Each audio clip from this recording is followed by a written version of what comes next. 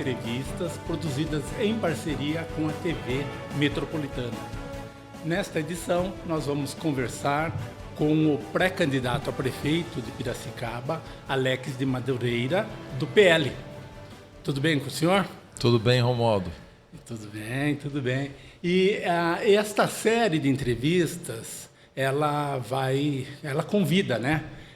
Todos os pré-candidatos a prefeitos de Piracicaba. Prefeito, né? Candidatos a prefeito, porque não vão ter só um prefeito, mas nós temos muitos candidatos.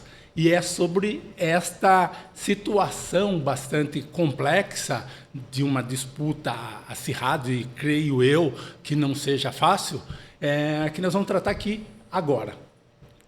Alex, então, normalmente eu gosto que o candidato diga a que veio, não é? Porque nós estamos, de fato, numa pré-campanha.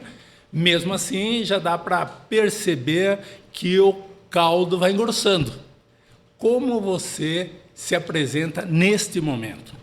Bom, Romualdo, primeiro quero agradecer, né, a TV Metropolitana, o Viletim, aí, um novo canal de comunicação para Piracicaba que a gente está gostando muito. Parabéns, né, pelo trabalho que vocês vêm realizando. É uma alegria poder estar aqui com vocês hoje. Bom, eu me apresento como um piracicabano que ama a sua cidade. Sou nascido, criado aqui em Piracicaba. Fui criado ali no bairro de Artemis, né? Você já sabe da história. E meus pais moram lá, eu voltei a morar lá por opção, né? Voltei para o meu bairro de origem, em Piracicaba. E estou no segundo mandato como deputado estadual, né? Estou deputado em São Paulo, na Assembleia Legislativa.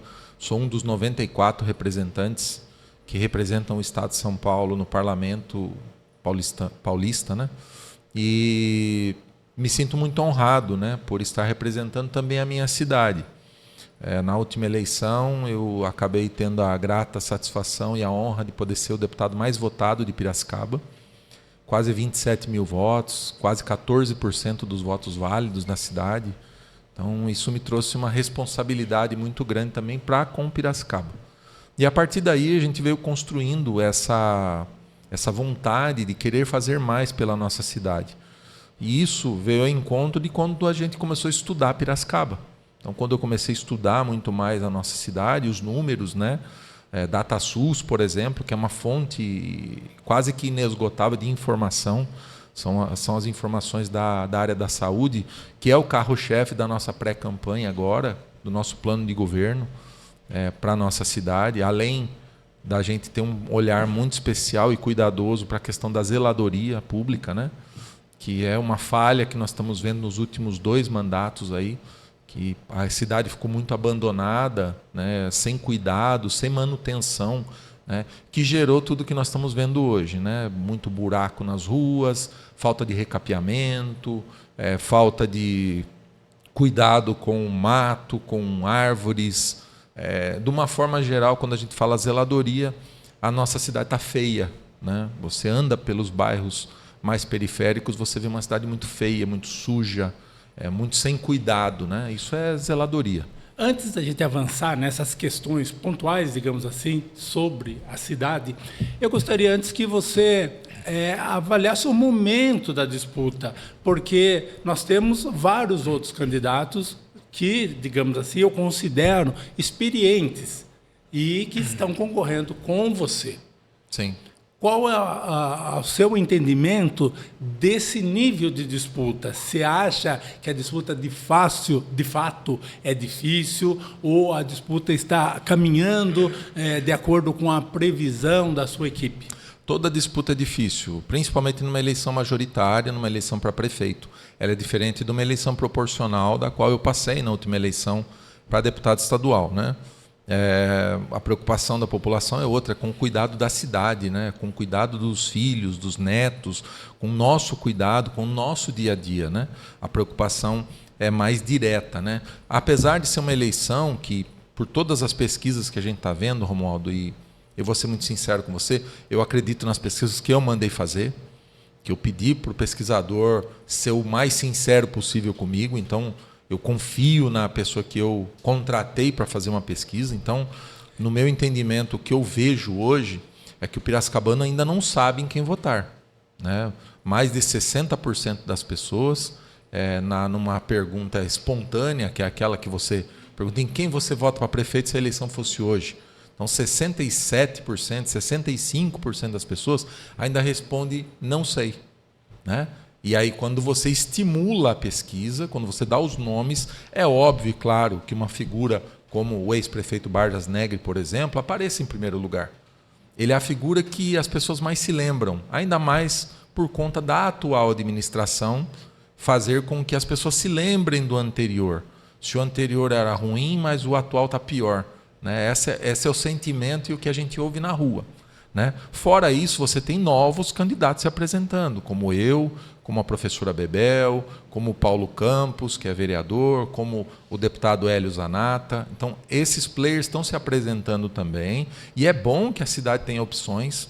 Eu estou me apresentando como uma opção, estou dizendo isso na rua, falei, olha, eu estou vindo para ser uma opção, para as pessoas escolherem. E eu digo para as pessoas, olha, pesquise os candidatos. Veja quem tem ficha limpa, veja quem não tem processo na justiça, veja quem não está respondendo por corrupção, ou respondeu por corrupção, ou por improbidade administrativa. E aí eu entro nessa pergunta que você disse sobre experiência. Mas experiência em quê? Né? Experiência em fazer o que era errado? Experiência em fazer o que não é para ser feito? Você tem algum nome que você tem certeza que tem ficha suja? Tenho, claro que eu tenho. É só você ver quem tem processo na justiça. O ex-prefeito Barjas Negri, por exemplo, tem processo na justiça. E inúmeros processos.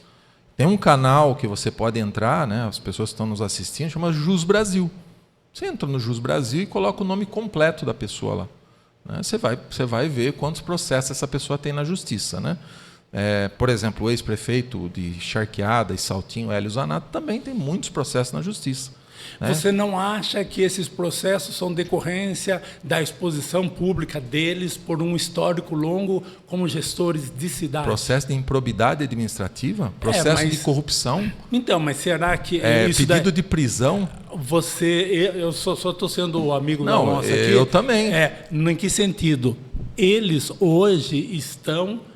autorizados pelo Supremo Tribunal Eleitoral a concorrer. Mas por isso que eu estou dizendo, você estava me fazendo uma pergunta sobre experiência, e eu estou te respondendo experiência em quê? Experiência em fazer aquilo que não deveria ter sido feito? Então, são casos como esse e outras, são processos que muitas vezes estão na primeira instância, não são processos de segunda instância, não foram julgados em colegiado, então isso não serve para impedir o candidato de ser candidato, entendeu? Então é a mesma coisa do Barjas, ele tem processos que estão parados, que podem impedi-lo de ser candidato, mas hoje não. Hoje, pelo que se entende, ele está dentro do jogo. Não, pelo que a justiça entende. Exatamente, ele está dentro do jogo. Agora, se um dos processos dele sai da segunda instância com uma decisão, ele pode ficar impedido de novo, entendeu? Então, são casos como esse que eu quero dizer. E da falta de experiência ou de ter experiência, ninguém nasce com experiência. Mas você defende, então, aquelas pessoas que vão provocar para que esses processos saiam das instâncias em que estão? Não, Romualdo. Eu acho que o que está aí, está apresentado. São 6 candidatos hoje, pré-candidatos, 6 ou 7 pré-candidatos que se apresentam hoje como uma opção para Piracicaba. Eu estou dizendo isso pelo seguinte, para mim, o que é ser ficha limpa? É eu não ter processo na justiça. Isso, para mim, é ser ficha limpa. E eu acho que é o que as pessoas estão olhando muito hoje. Não se olha mais hoje, se escolhe mais hoje pelo que a pessoa fez ou faz. Não é só essa escolha que é feita. As pessoas estão olhando e pensando assim, quem é essa pessoa? As pessoas estão olhando muito isso. Quem é? Que valores ele defende? Que valores ele carrega na sua vida? O que baliza a vida dele? O que trouxe ele até aqui?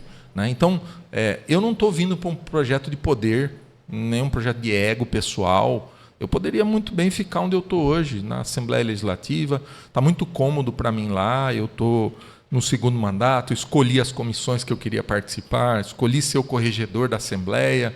Então, está muito cômodo para mim. E por que ir para uma disputa eleitoral? Porque eu quero o melhor para a minha cidade. Eu não quero que o anterior volte, eu não quero que o atual fique. São sentimentos como esse que me motivam a me apresentar como opção para Piracicaba. E aí alguém já me perguntou, pode ser uma pergunta que você fosse fazer, Alex, mas você não tem experiência no executivo. O Barjas também não tinha em 2004, pra quando começar, foi prefeito. não se tem, Ninguém tem. O Luciano também não tinha quando assumiu, apesar de ser empresário, de ter uma experiência administrativa, mas na administração pública ele não tinha. O Hélio, quando foi prefeito a primeira vez encharqueado, também não tinha experiência nenhuma. Experiência a gente carrega. O que eu posso dizer, Romualdo, é que eu tenho experiência política. Essa experiência eu adquiri ao longo dos anos. E eu tenho visto em outras cidades coisas, nas mais de 100 cidades que eu trabalhei aí nesses últimos 5, 6 anos, eu tenho visto coisas que eu gostaria de aplicar na minha cidade. Coisas que dão certo, que deram certo, que funcionam. E também coisas que eu vi e que não funcionaram. Então essas eu não quero trazer e não quero que ninguém traga para cá. Mas experiências boas que a gente vê funcionar em outras cidades, eu gostaria muito que a gente pudesse implementar aqui. Você não quer desenvolver a roda novamente? Ninguém vai desenvolver mais a roda. É isso que a gente tem que entender. A roda já foi inventada. O nosso papel agora é de pegar o que a gente vê funcionar em outras cidades e não inventar ideia maluca. Entendeu? A gente não precisa disso. O que a gente precisa, sim, é modernizar a nossa cidade. Nós ficamos muito para trás.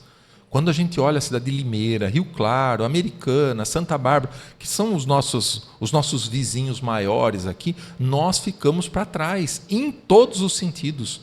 Infraestrutura. No funcionalismo público, por exemplo, você sabia que nós já tivemos os professores mais bem pagos municipais da nossa região.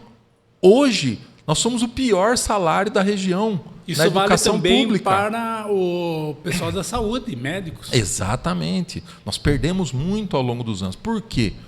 Todo mundo se lembra. No mandato anterior, a gente não tinha tanto problema com o médico. Por quê? Porque se pagava hora extra para os médicos.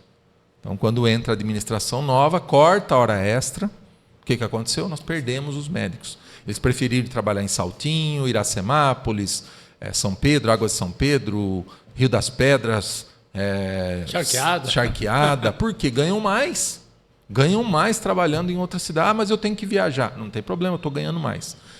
Então, hoje, você tem que ter um atrativo para esses médicos. Eu acho que foi corrigido agora, nessa lei que foi votada na Câmara, o aumento do salário do Executivo, para poder não ter esse teto tão baixo. Que passa a vigorar a partir do ano que vem. Então, são questões como essa que têm que ser tratadas. Tem muitas questões que são caras para a população e, dependendo, são questões pontuais, porque são de regiões diferentes, mas que devem ser tratadas. Vou falar da regularização fundiária, vou falar das pessoas morando em área de risco, vou falar das pessoas morando em área de invasão. Nós vamos ter que olhar para isso. Faz 20 anos que estão em determinada comunidade e nada foi feito. Mas mandou ligar a água lá, de forma irregular. Gato. De forma irregular. A própria prefeitura mandou ligar a água.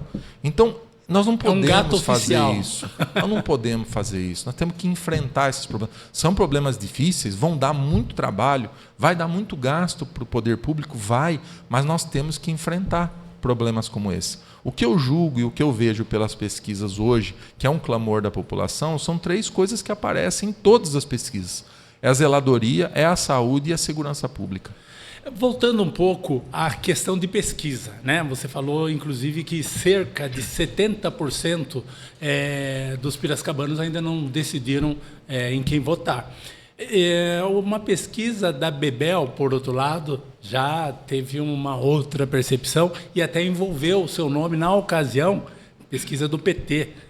Em que colocava a Bebel com 19 e você com 15. Aí depois você vai analisar o cenário real e percebe que você, na pesquisa do PT mesmo, você aparece com 15 exatamente no mesmo patamar dela. Só que ela colocou a margem de erro só para ela. Isso. Eu achei isso daí sensacional. Eu conversei com ela sobre isso. E o bilhetinho que apontou essa falha. Eu conversei com ela sobre isso, porque o que ela divulgou, aquela pesquisa foi registrada, é um instituto do Mato Grosso, se eu não me engano, um instituto que foi formado agora há pouco tempo, não tem um histórico de pesquisas anteriores, Mas se a Justiça Eleitoral autorizou a divulgação, quem sou eu para ir contra, né? E aí até eu fiz uma brincadeira com ela. Eu falei, Bebel, se você está dizendo que eu estou com 15, é porque eu estou com mais. Né? Eu brinquei com ela. E ela me falou assim, nós estamos empatados. Nós estamos empatados. Eu estou com 15, você está com 15, mas eu tenho a margem de erro. Só ela que tem. Eu achei que ela estava perdendo a noção de lógica, né? Mas ela insiste nisso mesmo, a margem de erro só vai para ela. Essa pesquisa que você está dizendo, ela acabou mostrando... eles acabaram divulgando a estimulada. Não é a espontânea. Porque a espontânea é diferente, é essa que eu estou falando para você, de mais ou menos 65%, que as pessoas ainda não sabem quem votar. Né? Eu acho que essa percepção ela começa a mudar em junho, julho, mais perto da eleição. A partir também da homologação partidária, né? Que você tem as convenções, e aí você vai ter o candidato, não mais o pré-candidato. Eu acho que a partir de julho a gente começa a ter essa percepção. A gente quer fazer, por exemplo, a convenção do PL. Nós queremos fazer ela no início de julho, fazer bem rápido, para poder já ter os candidatos apresentados para a cidade. Né? Essa é a nossa intenção de fazer aí a convenção partidária bem perto da liberação do prazo para o registro das candidaturas. Em relação ainda a essa polêmica causada pela pesquisa do PT, a União Brasil... Segundo eles, foi quem entrou com o pedido de impugnação. Nós não sabíamos, porque assim, Romualdo, é importante até para as pessoas entenderem como funciona a dinâmica disso. Quando você registra a pesquisa, você registra ela antes de você fazê-la. Então, a obrigação do Instituto é informar o TSE toda a documentação do Instituto, então, contrato social... quando ele foi formado, de onde ele quadro societário, todas as informações da formação da empresa é uma coisa. Segunda coisa, a dinâmica da pesquisa ela tem que ser antecipada para o TSE. Então, quando a gente viu a dinâmica da pesquisa, um pouco estranha as perguntas, né, mais direcionadas. Quando a gente viu que o Instituto tinha sido formado ano passado, o Instituto do Mato Grosso, não tinha um histórico de pesquisas. Então a gente não sabia o que ia vir, porque eles registram isso no TSE antes de fazer a pesquisa. Aí nós entramos com um pedido de impugnação, porque nós achamos muito estranho. Ou seja, deveria estar transparente antes de começar, não a transparência vir depois. Pedimos, né, impugnação da pesquisa, ela foi impugnada com uma liminar. O juiz aqui de Piracicaba deu uma liminar impugnando. Quando foi para o colegiado, para o tribunal, eles derrubaram essa liminar, né? Fizeram as alegações da defesa, né? E conseguiram derrubar. Isso autorizou a divulgação. Então, eu sinceramente eu não sabia nem de quem era a pesquisa, nem quem tinha mandado fazer, né? Então, o cuidado nosso foi em achar estranho o Instituto, achar estranho as perguntas que estavam sendo feitas, né? Mas está tudo bem, foi liberado. A gente respeita muito a decisão judicial. Se a decisão judicial foi essa de autorizar a divulgação da pesquisa, está tudo bem. Mas nas suas pesquisas, em que posição está Alex de Madureira? Eu não fiz nenhuma pesquisa registrada ainda, né? Nós vamos deixar para fazer mais para frente em junho, julho, as pesquisas registradas para a gente poder divulgar também, né? Mas a gente está bem. Eu acho que nós estamos exatamente no lugar que a gente deveria estar, brigando para estar no segundo turno. Mostrou nas pesquisas que eu fiz, a gente descolou um pouquinho de um grupo, tinha se formado o ano passado, que ficava ali entre 8, 7, 6, todo mundo brigando ali. Todo mundo no segundo turno, né? A gente acabou se descolando desse grupo, né? E eu quis fazer uma pesquisa um mês depois do fato de ter trazido o ex-presidente Bolsonaro aqui em Piracicaba. Então, isso trouxe a dificuldade que eu digo, que não é a dificuldade, mas que é o normal da parte política, é o nosso nível de conhecimento. Então, todas as pesquisas mostram que as pessoas me conhecem pouco, né? Eu tenho ainda Isso é bom e isso é ruim. É bom. Isso, exato. É bom porque você tem um terreno limpo ou um quadro negro limpo que você pode escrever nele. Claro. Agora, você vai escolher o que você vai escrever. né? Você vai tentar convencer as pessoas de que você é a melhor opção, para que a sua intenção de voto aumente, né? Nós fizemos também alguns trackings diários. Eu não estou te falando a colocação que eu estou, porque é exatamente isso. Eu não registrei essa pesquisa. Claro, ou seja, eu não posso divulgar informal, nem números, né? Dentro do Mas eu critério legal. posso dizer para você que nós estamos muito bem. Nós estamos exatamente aonde a gente deveria estar. É fato que as pessoas tenham uma lembrança mais próxima do ex-prefeito, isso é natural. Porém, a gente percebe que ele também tem uma rejeição muito grande. Isso, inclusive, fez com que ele perdesse a última eleição. Todo mundo se lembra disso. E que eu acho que é o que vai acontecer agora novamente. Se o Barjas não ganhar no primeiro turno, que eu acho muito difícil, praticamente impossível, se ganhar uma eleição no primeiro turno em Piracicaba, com o quadro que nós temos hoje. Se, vamos dizer assim, não tivessem os candidatos que tem hoje, pode ser, pelo sentimento que a gente está ouvindo na rua e tal. Mas indo para um segundo turno, coisa muda, né? Vai acontecer um pouco o que aconteceu na última eleição, todos contra um, porque o sentimento é esse. E eu acho que a população não está errada em pensar nisso. Eu acho que nós temos que olhar para frente, Romualdo. Nós temos que olhar para o futuro. Nós não podemos mais olhar para trás. Eu falo que retrovisor ele só funciona no carro. Na vida não funciona retrovisor. Mas mesmo assim você acha que o Barjas está garantido no segundo turno? Olha, hoje estaria, né? Pelas pesquisas que a gente vê, hoje estaria, né? Eu não sei como vai estar em junho, julho, agosto, no início da campanha. Até porque ele não está acostumado a passar pelo que ele vai passar agora. Um apoio muito pequeno, um número de pré-candidatos a vereador pequeno, né? Porque ele conseguiu o PSDB angariar, diminuiu muito, né? Ele conseguiu angariar poucos partidos, ele não está acostumado a isso, ele está acostumado sempre a ter todo mundo na mão dele, e agora não existe mais isso. E eu acho que isso é bom, né? Piracicaba perdeu muito ao longo dos anos, e eu acabei visualizando isso na última eleição, de voltar para cá, porque eu via em Piracicaba e vejo um vácuo político. Nós temos lideranças políticas velhas, envelhecidas e que não foram renovadas, né? Nós tivemos figuras aqui como João Herman, como Tami, Humberto de Campos, Adilson Maluf, e essas figuras saíram do cenário e não teve reposição o próprio desse Barjas quadro. É dessa escola. Exatamente. O Barjas fez questão de meio que segurar todo mundo ali debaixo da asa dele e não deixar que novas lideranças se formassem.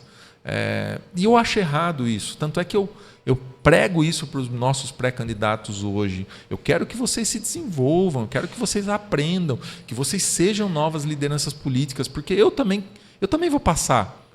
Hoje eu estou com uma nova liderança política em Piracicaba, legal, mas eu vou passar. E eu tenho que deixar um legado, eu tenho que deixar alguém, as pessoas que estão comigo, para que assumam esse posto também e façam a diferença na vida das pessoas. O próprio Luciano Almeida é um que escapou debaixo das asas do Barjas Neves. Ele estava dentro aqui, ele escapou no vão dos dedos e virou uma liderança política, tanto é que ganhou a eleição, é o atual prefeito. Por mérito, né? Trabalhou para isso e chegou lá. Eu só não vi também o Luciano formar ninguém. Ele poderia ter trazido alguém, feito alguém ser uma vitrine, e foi o que a gente pediu para ele na eleição para deputado, né? A gente entende que a máquina pública ela tem uma força muito grande. E eu procurei o Luciano em 2021, né? E falei para ele, Luciano, ajuda a gente, mas não só eu, me ajuda o Roberto, ajuda a Bebel, se você quiser, ajuda o Hélio Zanata, mas ajude, né? Mas envolva a máquina pública para que a gente possa continuar representando Piracicaba na Assembleia. E nada foi feito. Não foi feito nada. E qual a avaliação que você faz do governo Luciano Almeida? Olha, Romualdo, eu acho que o governo Luciano ele se preocupou muito em resolver questões internas da prefeitura. Eu acho que isso era necessário.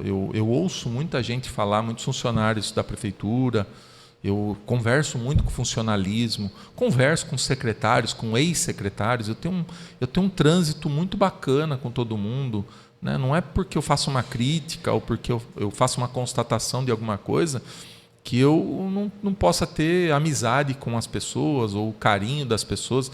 Ao contrário disso, eu acho que o tipo de crítica que eu faço ela é construtiva, é tentando mostrar um caminho ou uma opção para a gente fazer diferente ou fazer melhor. Né? Eu não digo fazer melhor, mas fazer diferente. Né? E eu vejo o que a população é o sentimento da rua. Né? Essa rejeição um pouco do Luciano, ela não é mais só uma rejeição à prefeitura. Né? Ela passou um pouco disso, ela parece que virou uma rejeição pessoal. Né? Isso é muito, muito difícil de você reverter, porque você pode recapear as ruas, você pode melhorar as unidades de saúde, você pode melhorar a segurança pública, mas essa rejeição é difícil de você mudar. Ela já chegou num ponto muito alto. Numa pesquisa que eu vi, né, a pergunta que se faz para a população é se aprova ou desaprova. Então, a pergunta é simples. Aprova ou desaprova o governo? 78,8%, quase 79% desaprova. Quem conhece o Luciano Almeida pessoalmente percebe essa postura bastante, vou usar essa expressão, arrogante da parte dele. E isso não é muito simpático com a maioria das pessoas. Eu tenho uma visão, né, do Luciano. Conversei muito com ele, principalmente no meu primeiro mandato, quando ele assumiu a prefeitura. Eu tentei ajudar em muitas coisas, em fazer parcerias com a prefeitura, de trazer coisas para a cidade através da prefeitura, né, para a gente fazer as coisas acontecerem. Né? A gente, como deputado, a gente precisa muito da prefeitura para executar. Eu não consigo mandar um recurso lá para o Campo do 15, por exemplo, para a troca da iluminação, ou para a reforma da praça no Mário Dedini, ou para a reforma do centro comunitário lá do Parque Orlando, ou para a reforma do banco de alimentos do Fundo Social. Eu não consigo fazer isso sem a parceria com a prefeitura. Eu consigo sim comprar 3 ambulâncias, como a gente comprou, que foi o governo do estado que comprou, a gente entregou aqui, como 2 veículos para a Guarda Municipal. Então, essas coisas o Estado fornece. Equipamento agrícola para a Secretaria de Meio Ambiente, de Agricultura, veículo para a Patrulha Rural. Então, isso a gente consegue fazer com parcerias com o governo do estado. O governo do estado compra e entrega o bem aqui. Mas outras coisas a gente precisa muito da prefeitura. Então eu conversava muito com o Luciano, né, tentando construir uma relação de ajuda mútua entre o estado e a prefeitura, né, e resolvendo os problemas da prefeitura lá na Assembleia, com o secretariado, no próprio governo do estado. Eu consegui fazer muita coisa, destravar muita coisa que estava travada, que essa é a função parlamentar. Porém, a gente percebe que em determinados momentos ele não ouvia, né, não vou dizer um conselho, mas um pensamento que a gente tinha, né? E eu não vejo o Luciano como um cara mal intencionado, ao contrário, eu vejo ele bem intencionado, querendo fazer mudanças na cidade. Mas a gente é um conjunto de coisas, não é só a sua vontade. Você tem que articular isso dentro do ambiente político. Né? Você tem que ganhar, por exemplo, a confiança da Câmara Municipal, você tem que ganhar o funcionalismo. O funcionalismo é a maior chave de funcionamento da prefeitura. E hoje ele é mal visto, inclusive, junto ao funcionalismo? Eu acredito que sim. Né? É só você perguntar no sindicato. Né? Se perguntar no sindicato dos funcionários públicos, você vai ter a resposta. Então, por decisões que foram tomadas contra o funcionalismo, discussão salarial, de reajuste salarial, a greve, de desconto em folha dos funcionários que fizeram greve. Tudo então, coisas são desnecessárias, muitas vezes, e que você poderia ter resolvido, entendeu? Então, esse diálogo que a gente tem que ter, porque, Romualdo, pensa comigo, o prefeito ele fica 4 anos. No máximo 8 anos. O funcionalismo fica quanto tempo? A vida inteira. Fica até aposentar. Minha mãe foi funcionária pública lá em Artemis, no posto de saúde, 25 anos. Depois trabalhou no SAMU, aposentou no SAMU, aqui em Piracicaba. Então, ela passou por vários prefeitos. Vários prefeitos. Então, o prefeito ele passa e o funcionalismo público fica. Troca-se o prefeito, o funcionalismo fica. O que nós temos que entender é que nós precisamos do funcionalismo. Claro. Eles são eles são os braços e os dedos operacionais da prefeitura. Você não consegue realizar nada, zero, sem o funcionalismo lá na ponta. Então eu tenho, né, no nosso plano de governo, um plano de valorização, um plano de carreira, por exemplo, para a área da saúde, para a área da educação, para a guarda municipal. Então, por quê? São todas questões específicas. Para você valorizar o funcionalismo, para você ter uma ideia de pensar o seguinte: por que o cara tem reclamação que estão atendendo mal na unidade de saúde? Será que é porque ele está tendo que levar o ventilador da casa dele? Será que é porque ele tem que levar a água da casa dele? Será que é porque ele tem que aguentar o dia todo aquele clima quente lá dentro, às 8, 10 horas por dia? Será que é porque ele não é bem treinado? Será que é porque ele é mal remunerado? Por isso que ele não deixa de ir, porque ele precisa. Ele está lá porque ele precisa. Mas ele não está motivado. O funcionalismo público, de um modo geral, ele não está motivado. Ele não tem motivação para trabalhar, para dar um sorriso, para atender bem. E outra coisa, nós temos um problema estrutural em Piracicaba. Vou dar um exemplo para você, Romualdo, para salientar isso. Eu tive lá na UPA do Vila Sônia, né, há um mês atrás, mais ou menos. Eu fiz questão de entrar direto lá dentro. Agora a prefeitura soltou uma nota, uma nota coisa, que não pode entrar que não mais. Pode entrar mais. Foi você que provocou essa nota. Mas eu não fiz crítica nenhuma, entendeu? Eu fui lá mesmo para entender o que está acontecendo e ver o que nós podemos pensar para o futuro para melhorar. E o que você viu? Eu vi os funcionários correndo. Assistente social, trabalhando, correndo no sentido de trabalhar. Enfermeiros, correndo para todo lado para atender o povo. Aí eu estou andando no corredor, eu vejo 3, 4 macas no corredor. O pessoal tomando soro, sendo medicado, um internado no corredor. E eu perguntei, falei, olha, o que está acontecendo? Por que essas pessoas estão no corredor, né? Nesse tom de voz que eu estou te falando.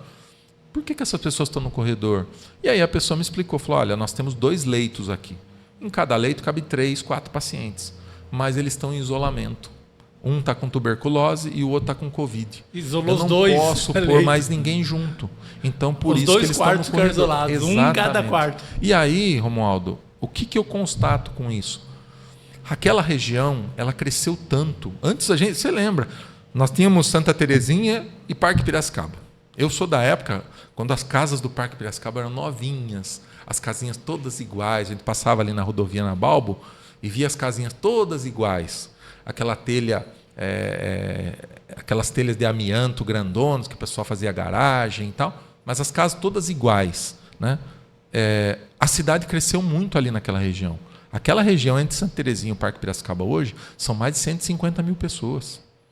E nós só temos uma unidade de pronto atendimento, que é o Vila Sônia, que já está saturado. Então, quando eu saio lá fora e vejo ali 100 pessoas do lado de fora, e aí me reconheceram, deputado, você precisa entrar lá, precisa brigar com esse povo. Aí eu chamei todo mundo ali perto de mim e falei assim, gente, não adianta brigar com o pessoal lá dentro.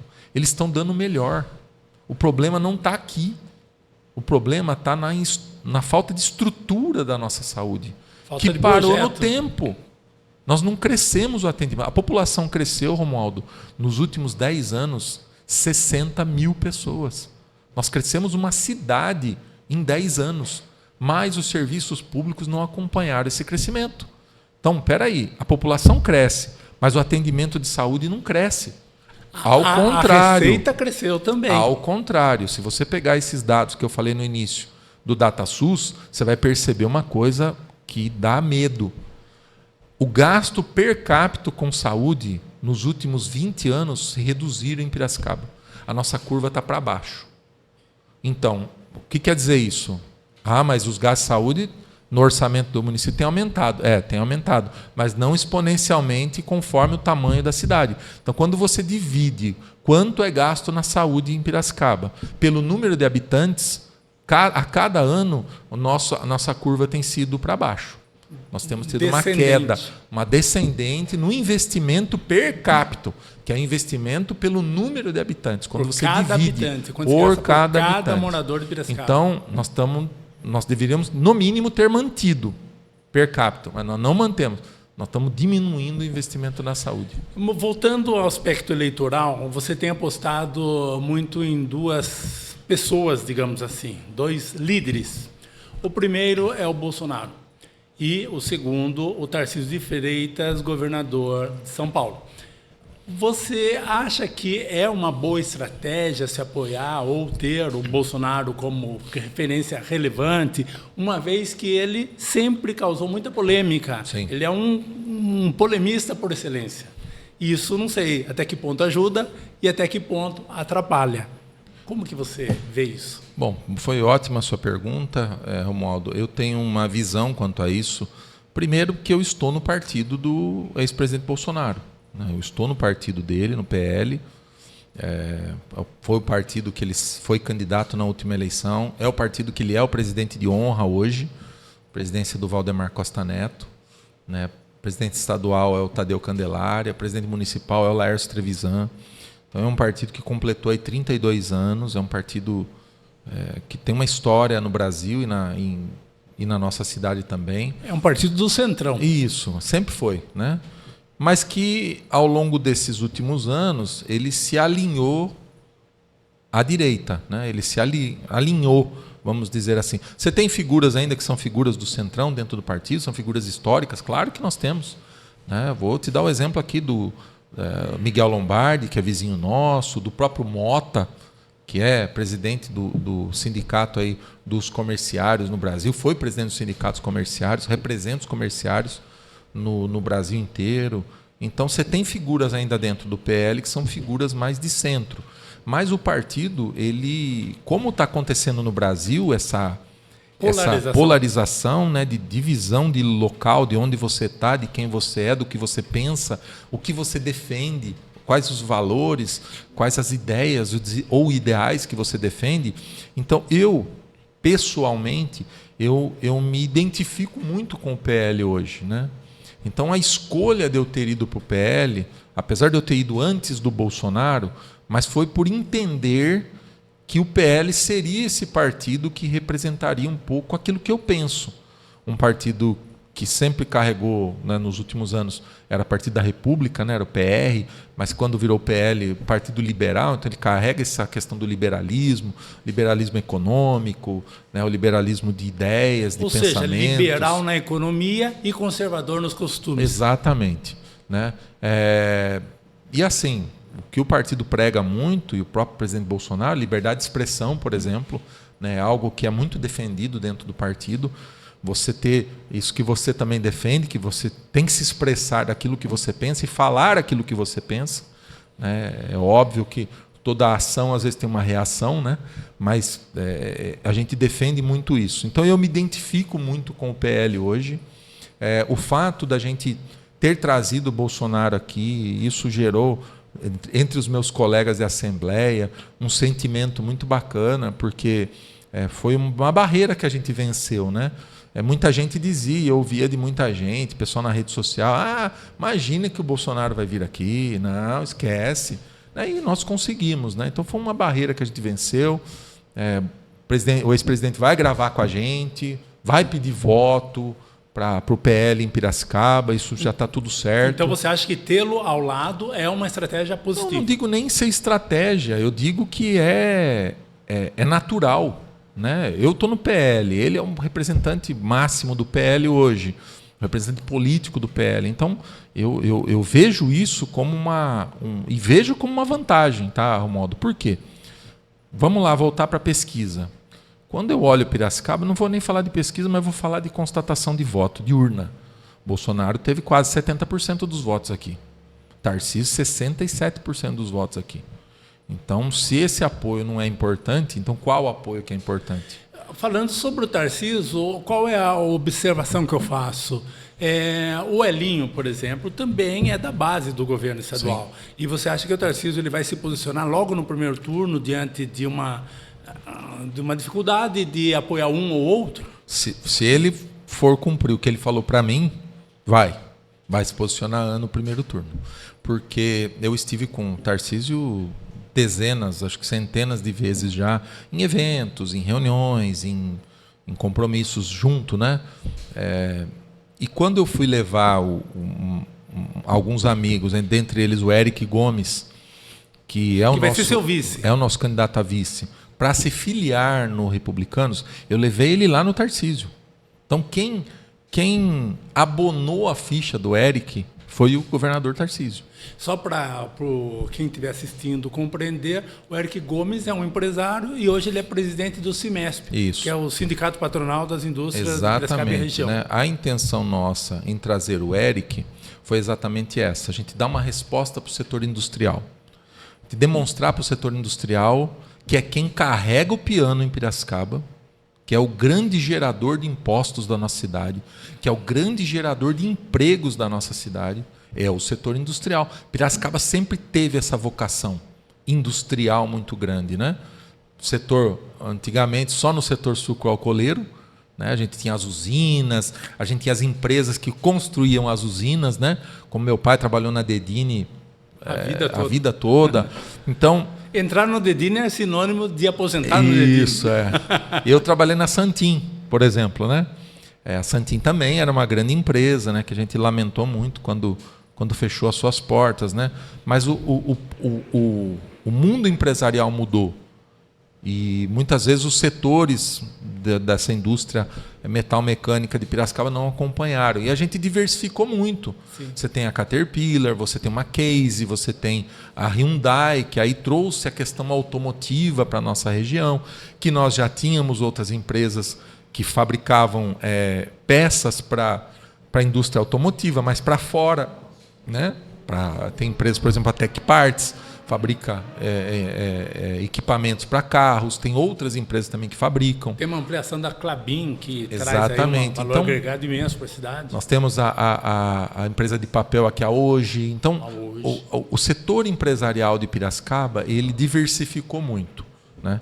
E nós queríamos mostrar para o setor empresarial que nós temos um olhar para isso, que a gente está preocupado sim com o desenvolvimento da cidade, porque é lá no setor empresarial que se gera a maioria dos empregos, que gera a renda para a população, que faz com que a prefeitura tenha o caixa que ela tem hoje, né, a arrecadação que ela tem hoje, que permita fazer políticas públicas para atender a população. Então, a intenção de trazer o Eric, além da experiência administrativa que ele tem, do conhecimento que ele tem da área empresarial, dessa proximidade que ele tem com tanto com os funcionários, mas também com os patrões, né, por conta dessa função dentro do CIMESP.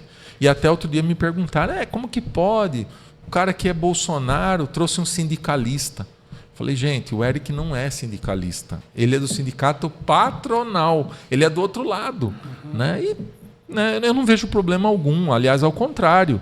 Eu vejo, sim, como um grande trunfo para nós, com uma experiência administrativa grande, mas com uma experiência empresarial, essa proximidade que nós queremos ter, essa proximidade, que é uma das reclamações do prefeito anterior, que é uma das reclamações do prefeito atual, que se afastou do setor empresarial, que abandonou o setor empresarial, que não dialoga com o setor empresarial. Você falou, né? Disseram para você essa impressão. E aí disseram para nós também uma outra impressão sobre você. E é interessante a gente destacar essa observação feita por um popular, que ele disse assim, ele esteve aqui no bairro, mas ele é muito chuchu. Falando sobre o Alex Madureira, muito chuchu. Eu falo, mas o que significa ser muito chuchu? Aí ele lembra o Geraldo Alckmin, sabe? Sem sal e sem açúcar. É aquele negócio, Romualdo. Eu acho que opinião todo mundo tem, né? Eu posso ter uma opinião sobre você que vai divergir da opinião do Danilo, por exemplo, com você. Cada um tem uma opinião de determinadas coisas. Tem muita gente, Romualdo, que quando me conhece realmente, que conversa comigo, às vezes vem e fala para mim. São pessoas, às vezes, muito espontâneas. Ela fala, Alex, eu tinha outra impressão de você. Eu achava que você era um cara chato. Achava que você era um cara metido. Né? E não é essa impressão que eu tenho agora, depois de te conhecer melhor. Então, eu acho que opinião ou impressão as pessoas têm mesmo, podem ter, né? Podem ser influenciadas também pelo meio ou por outra pessoa. Né? Mas eu digo para todo mundo, eu sou um cara que vivi numa família muito simples, meu pai metalúrgico, a minha mãe funcionária pública, Eu tive que me virar muito cedo. Esses dias eu coloquei uma foto da minha carteira de trabalho. Eu tirei a carteira de trabalho com 14 anos, porque eu queria fazer o Senai, eu queria ser igual meu pai, né? Eu queria ser metalúrgico. E queria ter minhas coisas, queria comprar minha camiseta, meu tênis, né, naquela época, uma mochila boa para ir na escola. Então, eu queria trabalhar, né? Eu queria seguir o exemplo do meu pai. Meu pai sempre me deu essa visão, esse exemplo de um homem muito trabalhador. E eu carregava isso porque meu pai saía muito cedo de casa e voltava tarde. Então, eu via meu pai como aquele cara que sai cedo, vai buscar o sustento da nossa família. Apesar de a gente não ter muita coisa, né? A gente morar numa casa que meu pai pagava a prestação lá em Artemis, e eu fiquei muito feliz quando minha mãe conseguiu, quando ela saiu do INSS, foi para o IPASP, né? Porque tinha aquela época que você tinha que decidir se você era estatutário ou se você era CLT, né? Minha mãe decidiu ir para o IPASP e ela recebeu um valor, a gente conseguiu quitar a nossa casa. Nossa, isso foi uma conquista para nós, assim, da gente fazer festa.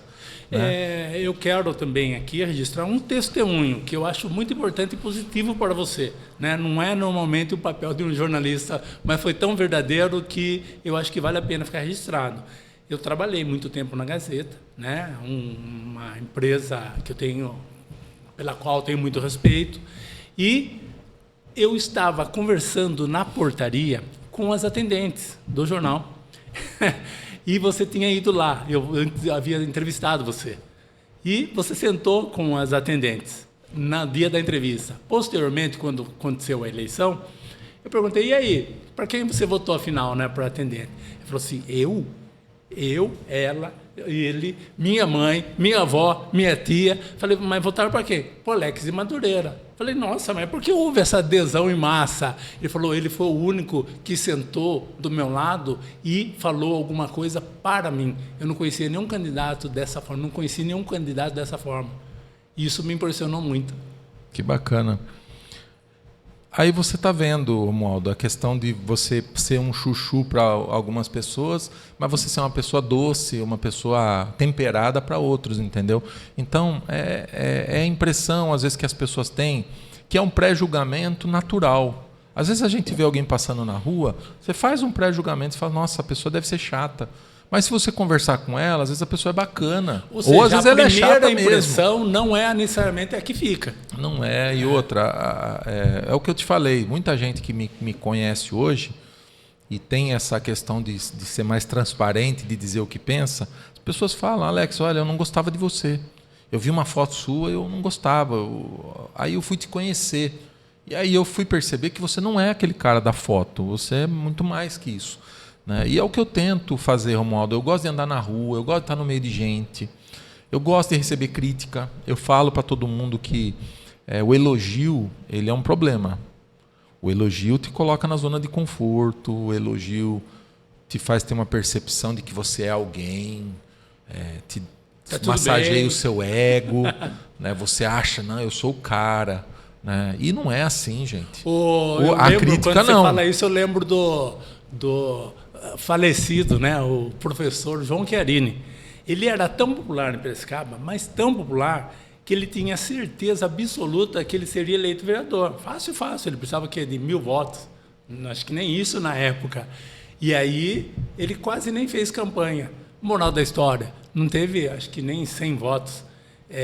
Dizem alguns que isso foi um fator de desestímulo, de entristecimento grave, ao ponto de comprometer a própria saúde dele. Nossa. Não sei se isso é verdade, tá? É o que comenta-se por aí, o pessoal mais antigo. Mas é aquela ideia de que, eu sou popular, todo mundo bate nas minhas costas, dei aula para a cidade inteira.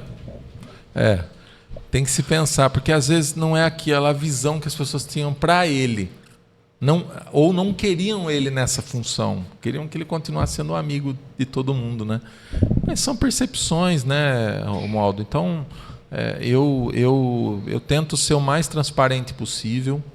Eu sou um cara que não consigo demonstrar muito, não demonstrar a minha insatisfação em determinadas coisas. Quando eu estou assim, nervoso, eu demonstro isso na minha face, né? Eu não consigo esconder. sentimento. Às vezes eu vejo alguma coisa errada, eu fecho a cara, e é normal isso em mim, né? Eu tento me policiar às vezes, mas não consigo. Eu sou muito espontâneo nessa parte. E então, quem sabe que quando me vê triste, vai falar: o Alex está triste com alguma coisa. Ou quando eu estou muito cansado, ele vai falar: o Alex está cansado. Eu demonstro muito aquilo que eu estou sentindo e passando. Existe uma outra polêmica na cidade, que é o Boulevard Boys. Na beira do rio, o projeto é ousado, digamos assim, por parte dos empresários, e essa ousadia é que, talvez, penso eu, deve ter provocado muito o ânimo dos ambientalistas, daquelas pessoas que pensam que estão protegendo o patrimônio municipal, apesar de o prédio da Boys estar ali caído, destruído e se deteriorando há décadas. Tá? Mas como que você avalia o projeto Boulevard Boys? Opa, nós tivemos aí uma explosão. O que está acontecendo? Será? Mas o que... Opa, vamos esperar um segundinho, porque... Bom, agora acho que parou. O que você diz sobre o Boulevard Boys? Olha, Romualdo, eu tenho uma opinião, sim, formada sobre isso. Vou te dar uma informação aqui. Meu avô, minha avó, minha mãe, todos trabalharam na fábrica Boys. Né? Meu avô, por exemplo, ele morava ali na Vila Boys mesmo, na Rua Alfredo. Né? Meu bisavô morou lá, meu avô morou lá. Né? E me deixa muito triste ver aquele patrimônio daquele jeito hoje. Né? E é um patrimônio privado.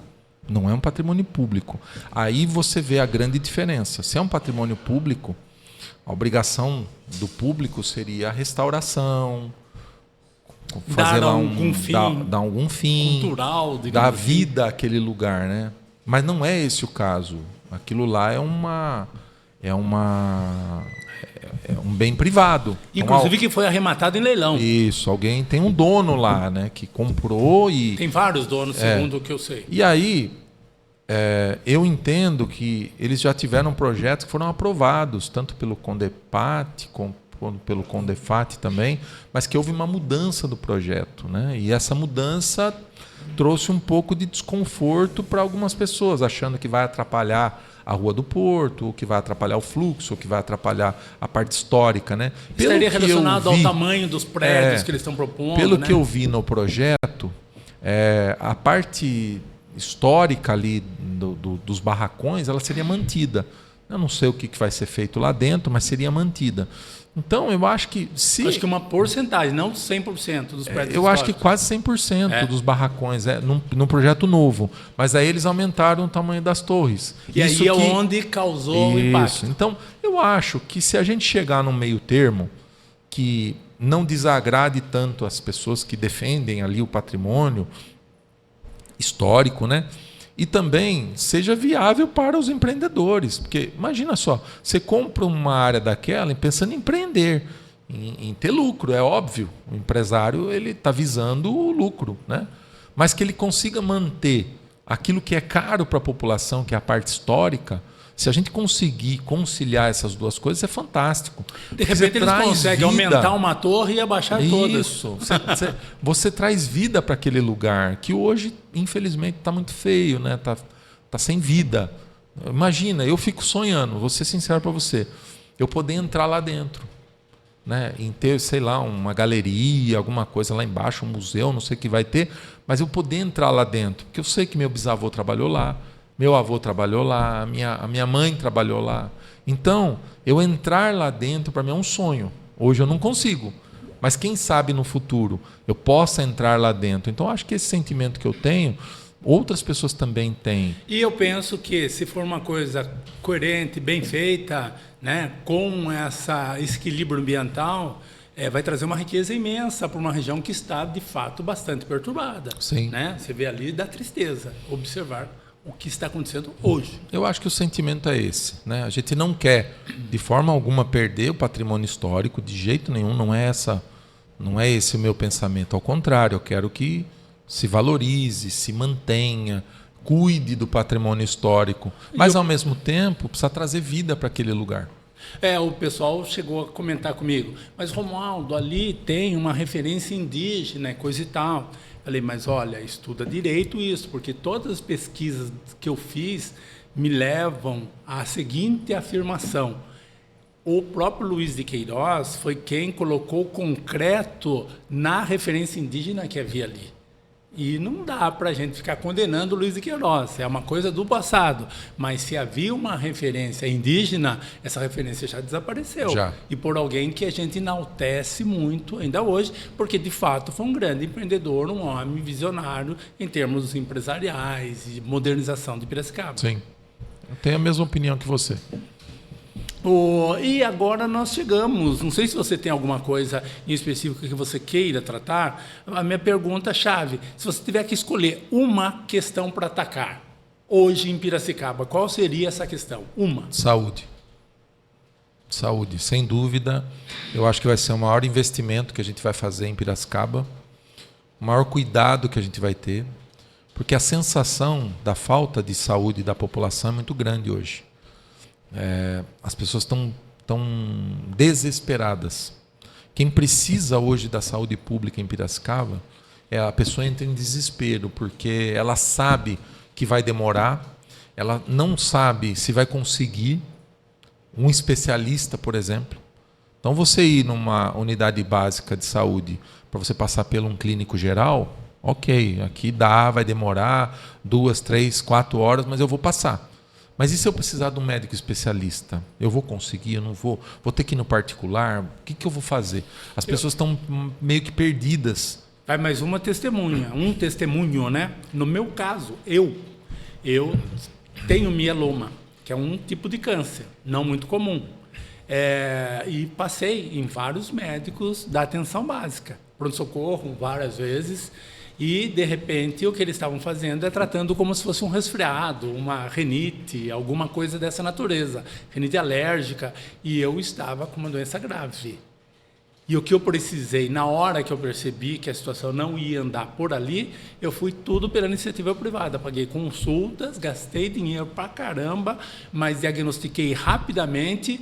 E aí, depois do diagnóstico feito, aí sim eu tive apoio do SUS. Porque o SUS ele tem as suas faces. Né? Um problema aqui, mas, por outro lado, ela tem, na oncologia, por exemplo, um tratamento muito qualificado. Então, eu tenho que elogiar o SUS pela qualificação oncológica e critico o SUS pela dificuldade de diagnóstico na atenção base, principalmente das questões mais graves, sérias, de especialidades. Que é o que a gente precisa consertar.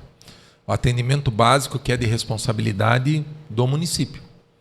Né? O pronto-socorro, os clínicos gerais, os especialistas na saúde e atenção básica são de responsabilidade do município. Quando entra num tratamento oncológico, quando você entra numa cirurgia, você está indo já para as esferas estaduais e federais. Apesar de passar a remuneração pelo município, mas o dinheiro, o recurso vem de lá. Exatamente. As considerações finais.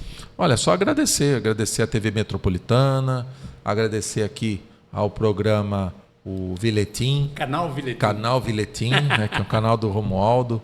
E tá muito bacana, muita informação bacana. Eu gosto, sinceramente, Romualdo, eu gosto da sua escrita, eu gosto da forma que você trata os assuntos, eu gosto da visão que você tem, uma visão mais crítica. A gente precisa, e sem ser ácido, né? A gente muitas precisa vezes eu até trato disso. com um certo humor sarcástico. Né? A gente precisa disso, né? Eu sinto falta disso às vezes nas coisas que a gente lê hoje, porque você lê muita matéria que foi produzida pelo próprio autor, pelo próprio dono da matéria, né? A gente vê muita matéria direcionada, mas eu gosto da sua escrita, da forma que você faz. E então parabéns aí pelo trabalho, agradeço o espaço aberto aqui por vocês, agradeço esse momento que eu estou vivendo, estou muito feliz de estar passando por essa pré-candidatura de prefeito, de poder estar nesse momento agora me apresentando para Piracicaba como opção. Então eu estou muito feliz com isso. Eu não sei qual vai ser o resultado da eleição, né? A eleição é só em outubro, mas eu estou muito feliz. Eu estou num processo de muita satisfação, né? De poder estar pensando melhor para a minha cidade. Lógico que eu me assusto às vezes com o que eu vejo, com as coisas que eu vejo, com os problemas que a gente vai enfrentar, mas ao mesmo tempo com muita motivação de querer deixar uma marca, de querer deixar um legado, de querer fazer alguma coisa. Eu digo para todo mundo: Alex, o que você vai fazer para consertar a cidade? Eu estou dizendo para todo mundo: eu vou fazer diferente. Nós vamos fazer diferente. Nós vamos ter um governo próximo da população, um governo na rua, um governo com a participação popular, onde as pessoas vão priorizar as coisas. Você vai me dizer o que nós vamos priorizar aqui no seu bairro. Aqui, primeiro nós temos que tratar esse determinado assunto. Nós temos 10 assuntos, mas vamos priorizar um. Vamos começar por aqui. Então, a nossa ideia é de ter essa participação muito próxima da população, da gente fazer com que as pessoas se sintam parte. Porque, como eu disse durante o programa, o prefeito passa, mas a população fica, o funcionalismo público fica, vai vir outro, e nós vamos ter que continuar trabalhando para melhorar a nossa cidade. Encerramos aqui, então, mais uma edição desta série de entrevistas com pré-candidatos a prefeito de Piracicaba, e esperamos que vocês acompanhem as nossas atividades jornalísticas nas redes sociais, e muito obrigado.